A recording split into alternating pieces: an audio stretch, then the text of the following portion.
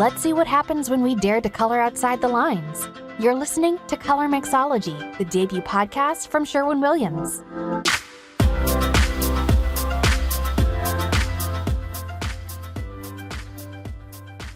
Hello, and welcome to Colormixology by Sherwin-Williams. I'm your host, Sue Wadden. If you missed the last episode, we had a fascinating discussion about the color and design styles of the past, how we preserve them, and what we can learn from history as we move into the future. Today, we're looking back in time at Fashion Week 2025. And for those of us obsessed with color, materiality, and design, this moment isn't just about the clothes. It's about the cultural shifts that ripple into the spaces we live in. Here with me today is Jacqueline Rumohr from NellyRodi, one of the most sought-after trend consulting agencies in the world. Thank you so much for joining me, Jacqueline. Hi, Sue. Nice to see you. Nice to be here. It's very exciting. This is a fun topic. I know that so many people are going to be interested in what you do. It's in my world, everybody knows about interior design, but fashion is so the thing. So talk about your role at NellyRodi and what are your connections to the fashion world? So NellyRodi is, again, as you mentioned, the Paris-based creative agency, and I am the managing director of North America, and I just acquired the UK as well. And congratulations. Yes, it's very exciting. And I've been with the agency about 7 years. And my connection with the agency was that being a fashion designer for the last 35 years, I started in the time in the fashion industry where these types of agencies and services were basically everything for us. And so when I started with the agency, it was really based on my fashion background, which made the connection with this particular role. A year ago, I was promoted to managing director, so that's something new for me. But it's definitely was connected to my fashion industry experience. So again, the agency was founded in 1985 by a woman named NellyRodi. And now her son runs the company. So we are celebrating 40 years of being in business, and I call it of getting it right. I agree. It's wonderful. And so, yeah, it's super exciting. And so we're one of the premier, as you mentioned, one of the premier global agencies. We do offer color and trend editions twice a year, both a fall winter edition, a spring summer edition. And then we do, which are really, really great right now, are called sector studies. And those studies are really what's trending in consumer behavior and how that relates to specific different business sectors. So whether it's a beauty study, whether it's a luxury study, whether it's food and beverage, even hospitality. So we're really branching into some of these great areas where there's definite consumer driving trends. And then you mentioned consulting. So that's the other thing that we're really, really well known for is consulting. And that is a big part of our business as well. And I would say, so for me, being a fashion designer, again, I mentioned that this was sort of our Bible at that time. We traveled, we drew by hand, we didn't have the internet. And I know that always sounds really weird to say that out loud, but it's really the truth. And so this type of service and this kind of intel was really important. Again, I mentioned that the agency was based on beauty, or we work with the different sectors, beauty, fashion, home. So fashion and home are very connected, as well as beauty. We're all working in tandem together, and we're all, we're being influenced by each other, and it's constant. Do you find that has changed over time? Like when I've been doing this about 25 years, and when I first started, again, pre-internet, which is hysterical to say, it was really fashion just led because it was so seasonal. It was always constantly moving really quickly. And now I do feel that the intersection is much more aligned. Would you find that true? 100%. I think that there is this symbiotic connection. I know that maybe in a pre-COVID, let's say, time, maybe fashion was dictating what we're doing. But now I think it's the interior design that's really dictating what's happening in fashion, or it's happening kind of all at the same time. Together. Yes. Yeah. And this experimentation of color and, let's say, maybe different textures and patterns are really important as well. Let's talk about Fashion Week. I did not have the chance to go, nor have I been. It's on my list of things I would like to do. So talk about Fashion Week 2025. What was the energy like for this season? It's always exciting to talk about runway and Fashion Week, regardless of when it is. I think that there's just always such a great energy that comes from the unknown of what's going to come down the runway. And so it was so much fun to kind of jump in a little deeper than normal. And so thank you for letting me do that. But it seems like sort of the definite direction for color in the collection is really about this holding on to the past. There's a lot of interesting ideas of, I see it as some of these, like, let's say, heritage colors being more present, and colors that maybe aren't, let's say, as common, let's say for interior design, or let's say even on fashion, but like on the runways. And what does that mean? So, for example, some of the designers that stood out for me and also for our creative agency was Saint Laurent, for example. So his collection was really kind of embedded in the DNA of the brand, really sort of this more 80s state of mind. Again, bold, vibrant colors, bold shapes, really, really reminiscent of kind of the way you think of Saint Laurent from the 80s. But again, in a very fresh, modern approach. So, and then I saw, for example, Dior, which I thought was really amazing. Now, on a silhouette level, I felt like the colors were great, but I also felt like a silhouette was kind of touching more on the classic, the kind of new look, which I thought they did such an amazing job of this sculptured look with kind of a modern twist with lots of lace, so lots of texture there. And then I would say that like the collective colors that were really emerging through all of the different collections, whether it was Paris, London, New York, or Italy, would be browns. Browns were really sort of the predominant color. And I would say all forms of that. So you would have your cognacs, your butter yellows, your rich burgundies, and then touches of opulent fuchsias and reds, as I mentioned with like Saint Laurent. And then, of course, the materials I saw, the predominant materials were fur, which is interesting. Lots of leathers, lots of leather, fringes. I'd say it's kind of like your basic rock star look. And then Schiaparelli, for example, was very embedded in this kind of Western wear with lots of trims and accessories. So there was a lot of excitement going on. Oh, there was a lot. It was not, and is that pretty typical of the collections? Like everyone has a point of view, or do they all sort of harmonize together magically? Like I'm amazed at how that happens sometimes. I am too. And I would say that, I think, I do get asked a lot, like, how do you predict color? How do you predict the future? And I would say that I You and me both, sister. but it's really a matter of, it's an organic kind of symbiosis, as I said. I used that word before, but I think there's this like organic kind of connection to it. And I've been asked for more data driven, like, why is that color that color? And I go, I wish I could give you that, but I think that it's really about this organic emotional response. And I think that that's the same thing with collections. The designer's job is to follow the DNA of the brand, but their job is to also create something more modern, something more contemporary, something forward. It's a great job. And it's also maybe a daunting job. You know what I mean? Like to be able to have that connection or have that pressure. But, as a creative person, I think that that's like the best part of it is like having that foundation of what the brand is known for and giving it new life. I absolutely agree. And I think I've pared it down to pattern recognition. Like at its basis level, I think designers that have been trained in color like us see immediate pattern shifts that you recognize when something's new or something to key in on. And I think that's how we do what we do. I don't know. It's so, like you said, so subjective at times, and it can be daunting and overwhelming. So it's great to collaborate and to talk to friends in the industry that are seeing these same things and having good conversations. And obviously, like podcasts, right? This is a great way to talk about this sort of shared space. So I appreciate your insight very, very much. But now that you're a managing director, your oversight includes interiors. So when you're watching these runway shows, do you see and think about the built space? Does that like come into your mind as you're watching things unfold? 100%. We have, again, I mentioned like we have the trend books. And so in one of our trend books, that absolute connection happened. In fact, I think it's more of an interior design space that's dictating what the fashion space would look like or the fashion collection. And so we have a story in our fall winter 26-27 that's called Pomp.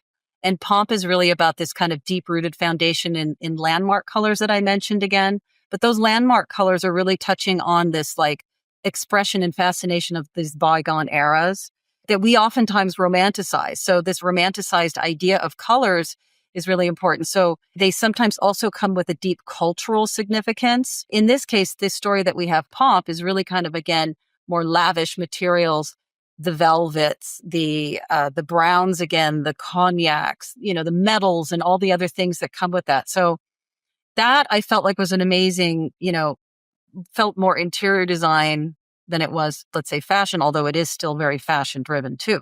It had a very 70s vibe to it. So, and that's this nostalgia thing can take you back to the 40s. It can take you back to the, like, even longer decades, gone by, because they celebrated sort of that same revival in heritage colors as well. So it's going to be fun to see how interiors adapt that. We've had lots of discussions about the intersection of minimalism and maximalism, which we'll talk about in a second. And there's this tension between what is like sublimely neutral and sort of layered texture, and then this other thing that's bubbling up, which is this heritage look back at nostalgia, but reinterpreted, that I think that is really ornate, that's really jeweled and really emotional. So it's a tension point that I think is exciting to talk about. But is it, would you see like interiors influencing the runway in other ways? Like, do textures and materiality infect interiors and fashion symbiotically? Do you see that as like, like fur and leather? Like that's, I haven't seen a lot of leather in interiors, but it could be. Well, the leather portion of it, I mean, let's say these kind of over the top fringes or fur, I mean, those 100% can be translated into interiors, whether it's obviously like a leather couch, I mean, but maybe like more of that, connection there. I can 100% see all of these different materials translating themselves into interior design. I did see there's a lot of texture in terms of just what I saw, whether it's a wash in the denims that could easily be translated into like, let's say a wall texture, like it was with Louis Vuitton, the collection with Nicolas Guesquière. He has this beautiful like denim that's like rust and kind of rustic and just kind of beat up in some ways, but that could be 100% a beautiful pillow. It could be also like a great wool, again, texture there, treatment, exactly. We have been sort of like seeing pockets of, I mean, forgive me for saying this, for like textured wall, like faux finishes, sanded and suede touches that we haven't seen in probably 20 years. That are those Venetian plaster looks, like that old world is creeping its way back into interiors. And obviously it starts at the high end at, beautiful, luxurious interiors, but it's really interesting to watch. And we're going to pay attention to that as people are going to want products to recreate that look. So I think that's pretty great. But did you see any minimalism in the collections? Anything that was really restrained? Because we've talked a lot in our trend work about the idea of essentialism and utility as like a key driver for the next couple seasons. Did you see that show up at all? I would say that with the Saint Laurent show, I think that there was minimalism there in its form because of just the boldness of the shapes and the colors. There wasn't as much, let's say, texture there, like I saw in other collections, but it was really this very sophisticated, bold shapes. We've talked about that in our fall winter 25-26 edition. We talked about that as well.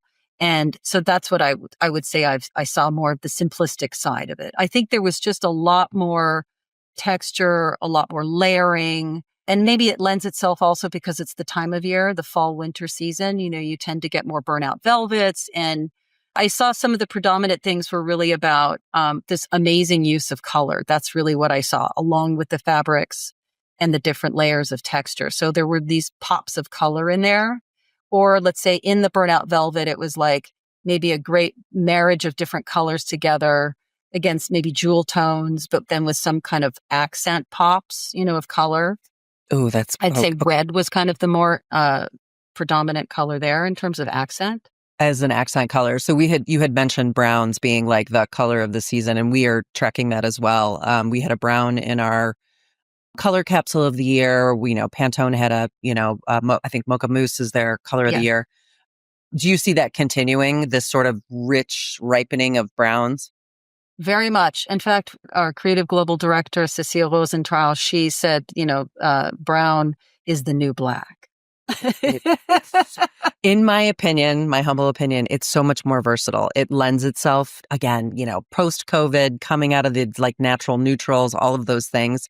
You can get a lot of bang out of your brown buck, if you will. So I love it for interiors. I agree. And the brown is so much easier to work with. It's softer. It's a little bit more chic. It's a little more sophisticated. I think black is a little harsh sometimes, especially in interiors. And I think brown is a great way to introduce, or let's say even extend your quiet luxury into, out of beige into brown. But it's a great, transition there if you're afraid of color, because if you're in a beige world. you know, black is black until it's gray, right? I mean, there's not Yes. a lot of variation, whereas brown, you have kind of a spectrum within from, beige to, deep nut brown. So it allows a lot of versatility in what you can put into an interior. And I think, homeowners are like, what? Brown's back? I'm like, yes, everybody, it is.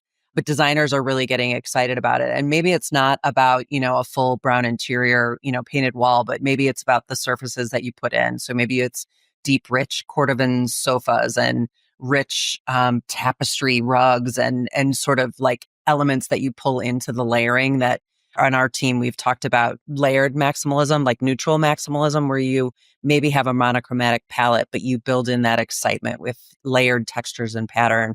And I think that's something that we're going to watch really develop in interiors as well. So beyond brown, you mentioned red. What were some other exciting colors that we should pay attention to?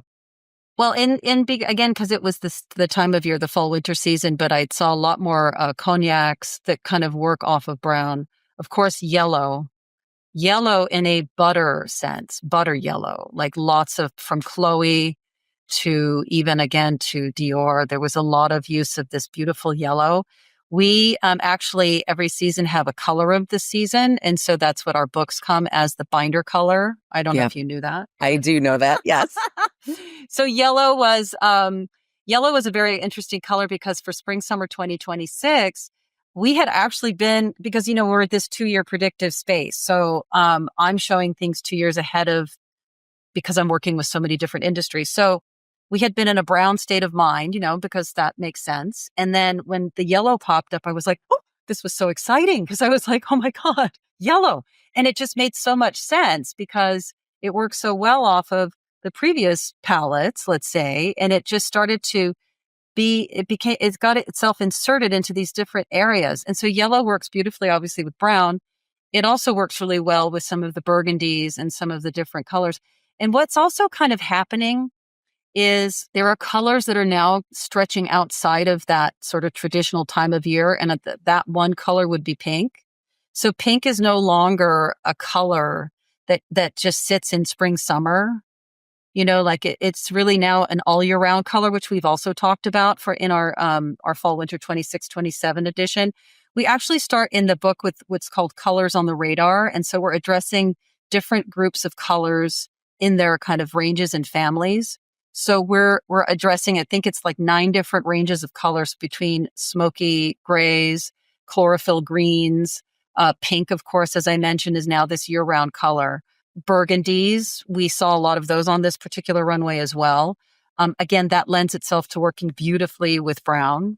And greens, lots of greens too. Lots of greens. I love Lots it. of greens. So the butter, all right. So I'm picking what I want to go back to. Sorry. Back to butter. What's really exciting to me about yellow, because, people have a very love-hate relationship with yellow. But what the one that's emerging is this, like you said, soft, buttery yellow.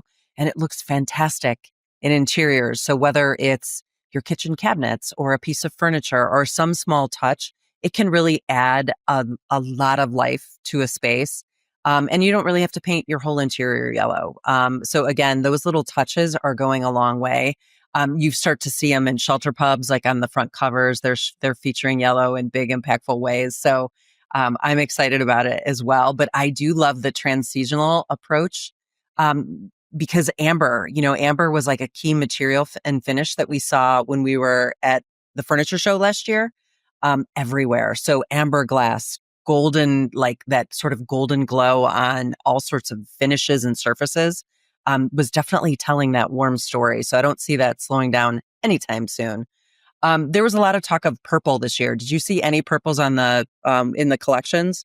I saw, I think, more burgundies than I saw purples, let's say. But yes, purples were part of it. It's in that family as well. So maybe more of the berries. Yeah. So going from sort of a sweeter sort of saccharine lilac into something new, which is, equally exciting. Yes. There was I think that's where we're going. There is just a richness. We have explored pastels. We've seen lighter tones, but there's definitely a heritage nostalgia. What did you call them? Landmark colors. I love that Landmark expression. colors.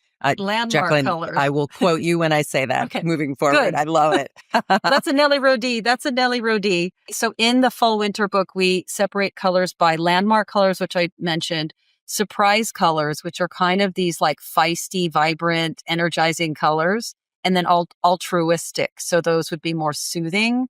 And so we've identified colors falling into these different categories, which I think is really important.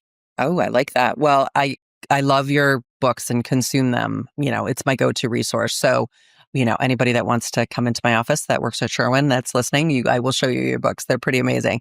But what would you advise listeners about like getting outside of their comfort zone, whether it's in fashion or interiors when it's related to color? Like talk about the tension between a trend and really like just exploration, like taking something on that's unexpected.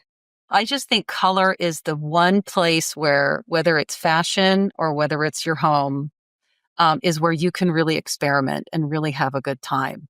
And I think that it could be a fear-based area, maybe for some where they don't see it. But I will say that, and I'm not going to go off on a tangent, but I think that social media has created an ability to see, let's say, this experimentation without having to like take the risk. Somebody else is going to do it for you. And so typically, like that's what I'm seeing now, even if it's like, I'm absolutely fascinated with these people that take old kind of ugly derelict nightstands and chest of drawers and they turn them into these amazing pieces of furniture. And it's oftentimes it's either just kind of surfacing it, repainting it. So color plays definitely into that, but you're seeing so much more of people taking the risk for you, So I think that color is one way. And here's the good news with color. If you don't like it, you repaint it. It's a small step into like experimentation. And I'm a big fan of color. I love using colors. My whole house is all kinds of colors and I love that. changing them. I have a funny story because I painted my house. It's been a while, but I painted my house and it was kind of it was white with black shutters and it had, I think, gray something somewhere. Anyway, I hated it. And so I just picked the colors, ran off to work, and my neighbor called me and said, "Your house looks amazing." I said, "Really?" I have no idea I have no idea. I switched to these fabulous, like kind of smoky greens and I painted an orange door because my house is mid-century modern. So she's like, "Your house looks amazing." And my idea was that I wanted it to disappear into the background because I have hills where I live, mountains. And so I didn't want it to be this thing. So I came home and I said, wow, it was a happy accident. Totally worked. I didn't do one patch test, nothing. I just went for it. You just knew. Yes. I don't know if I knew. But that's how I approach color. And I think that color is one of those things that like, it's also visceral. Like you have to like certain colors. Hopefully you pick colors that you like. I mean, that's kind of a thing too. You don't want to pick a color you hate and paint your house in it, but agree. And that'll lead kind of into the next question, which is about regionalism. So oftentimes people gravitate towards, they like things that they see all the time, whether they're looking out the window or in sort of their neighborhoods or in their communities. And so given your experience and what you've learned over the years, do you find regionalism in fashion affect where color goes versus, say the UK and Italy versus what's going on in New York? Well, I used to think it was regional. I really did. But now I feel again, and I don't know if it's the social media aspect, but we're just kind of living in a global world now in terms of design.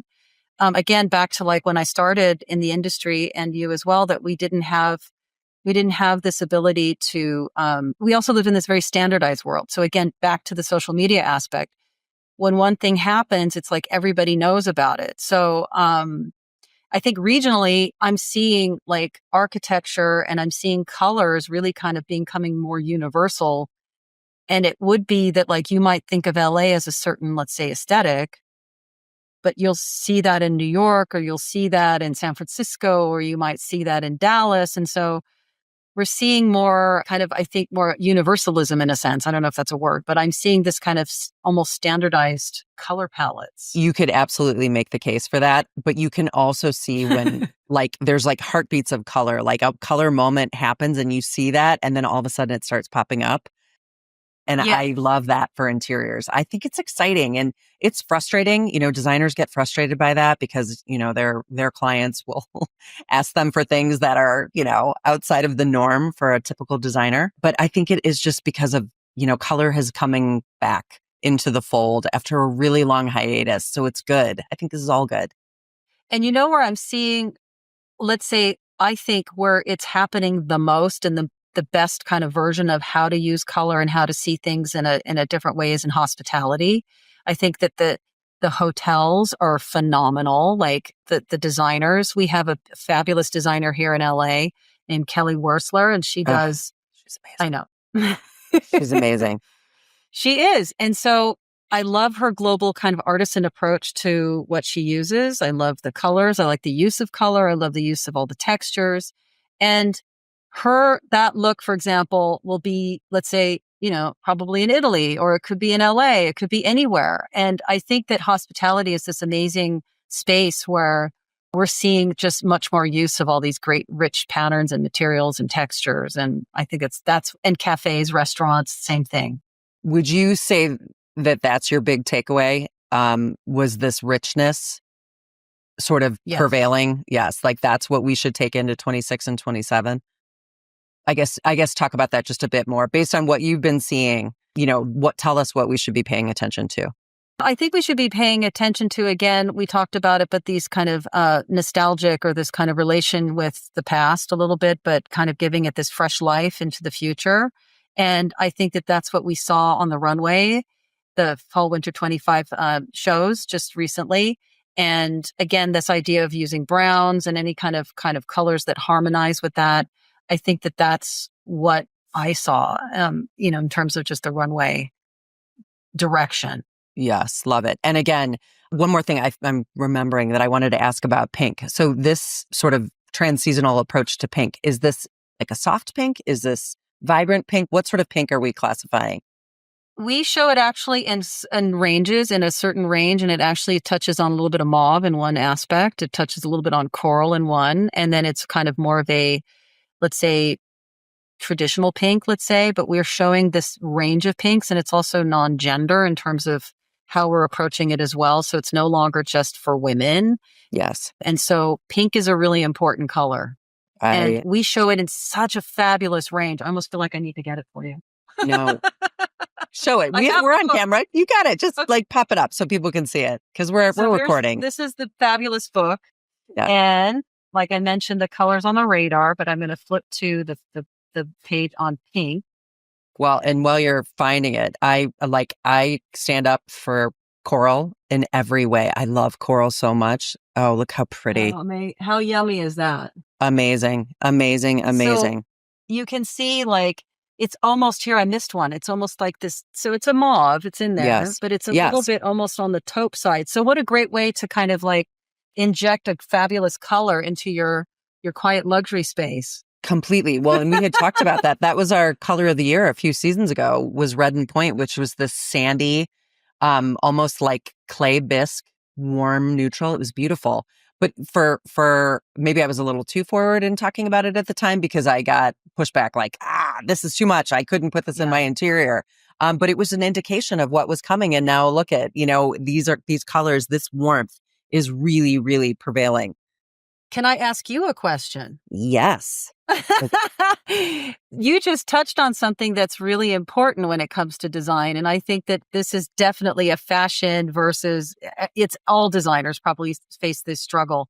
But, you knew that this color would be important and you wanted to put it in there. And in fashion, it's sometimes, the buyers that don't understand or the merchandisers that don't understand and I don't want to be negative about it, but it's like when you're a designer, you have this kind of natural feeling about things. And so it's hard to explain why you think that it should be there. And so like, how's that for you? Like in your, when something should be there, how hard is it for you to make that statement? It can be a challenge. So I try to have a rhythm. So maybe for one season, I'm really talking about a color that I know is going to be a strong color that everybody can get behind. And it just happens to be the right one. Like 2020 was naval. Navy blue was an extremely popular color. And then we had COVID. And so I was like, how do we talk about anything in 2021? Like that was terrifying. Yeah. But it was about sanctuary. So I knew to choose like a really deep, deep, dark color because we needed that support.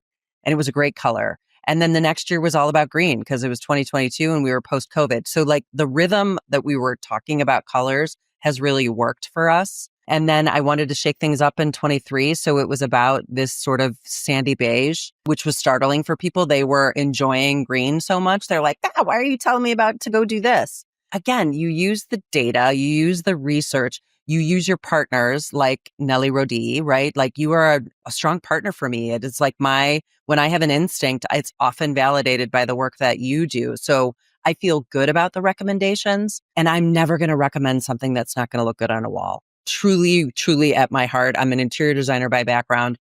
If a color is not going to look good up, I'm not going to talk about it. So I feel like those are like my 3 checkpoints in making a recommendation. And then you just hope that the way we shoot the photography, the way we put the campaign together, the way that we build all the other elements come together to tell this really compelling story. Because at the end of the day, it's also about the storytelling. We want these colors to resonate and be meaningful to people. They don't paint all the time. If they're going to make the commitment to put a navy blue on the wall, we really want them to feel good about that for a long time. So it's a challenge, but also really rewarding because at the end of the day, we're creating these interiors that make people excited and it's their homes, you know, it's such a personal space and color is such a personal choice. So challenge, yes. But we love the challenge and, you know, it's like we're getting ready for 2026, 27. So I'm excited. I'm excited to share it and we'll be ready in a couple months to talk about it again. Oh, great. I love it. So, how do people find out information? Obviously I'm a subscriber to NellyRodi, but for the average folks that want to learn more, how can they find you or more information? I would say the best place to see like sort of what we do would be on our website. So it's nellyrodi.com. So that'd be www.nellyrodi.com. It's in French and English. So you would just pick the little drop down and find your language. So and great. Then, and I would suggest signing up for the newsletter. Yes, but then I would also say great. kind of the newsletter's great. And then that also comes in French and English. And then I think our Instagram feed would be amazing. So at NellyRodi. That is populated, you know, every day. And they have, we do color of the month.